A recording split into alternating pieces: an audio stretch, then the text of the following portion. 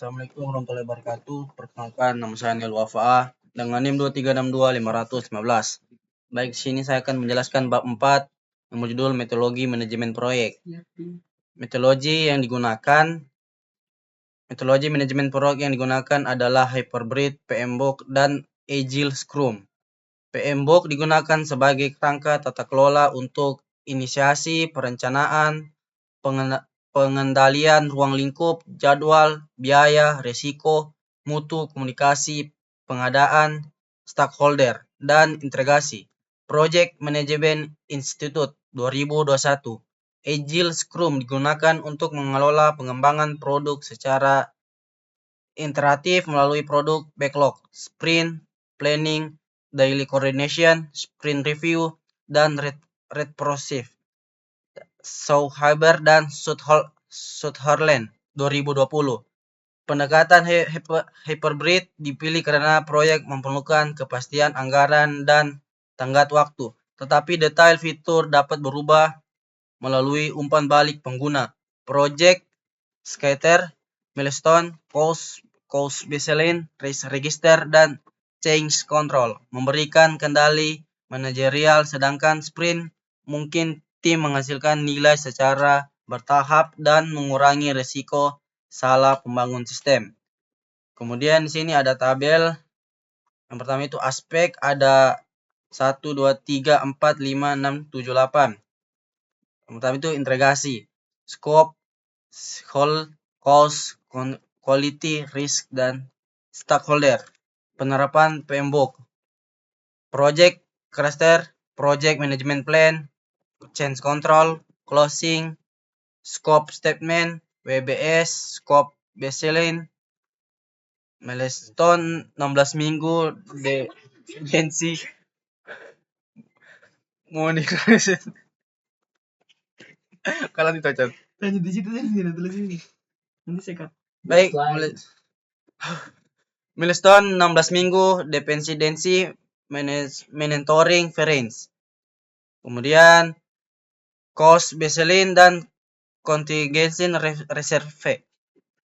Kemudian quality plan dan fencing off. Kemudian risk register, owner response plan. Kemudian stakeholder register dan communication plan. Penerapan Agile Scrum. Ada pertama itu produk goal, sprint goal, increment, review, dan retrospective.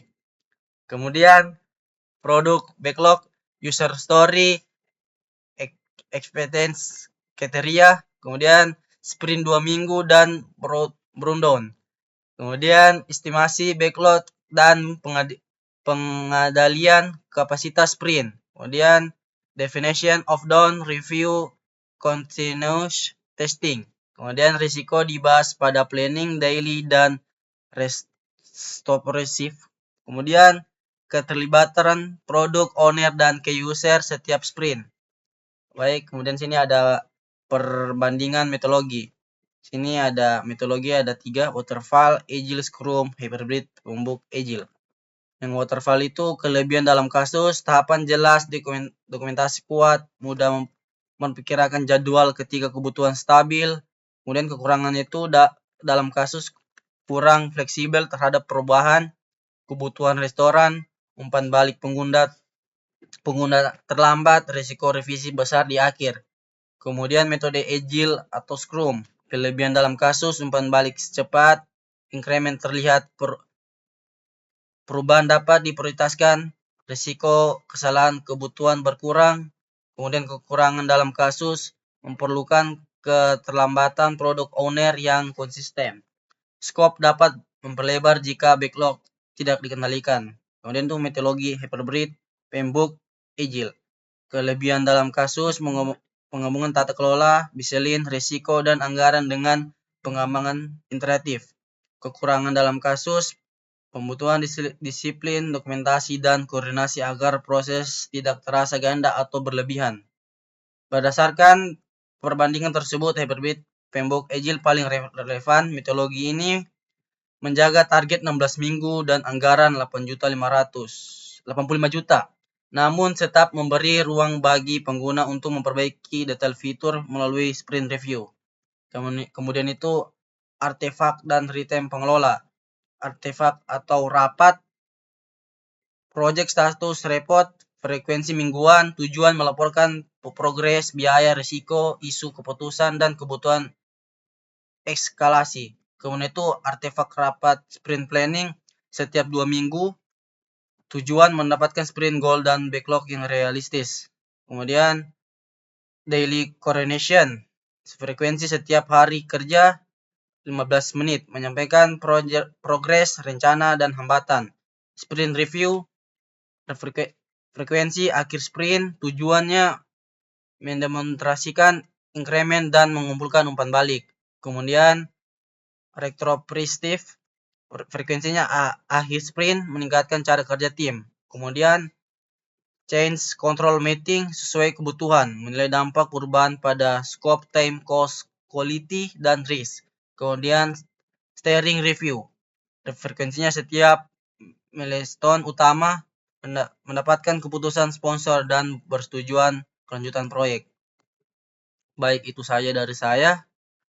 Berapa lagi tadi? Banyak.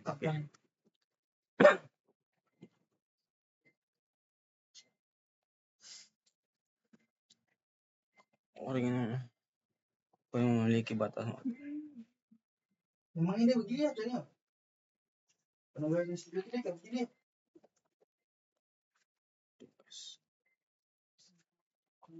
Iya, bukan dia kayak begini. Kalau teman itu kan.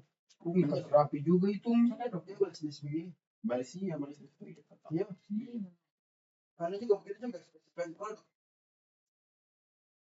Iya. Iya, 789 mana 123 ya? Ini masih ada dari A. Itu. Mana tadi HP-nya?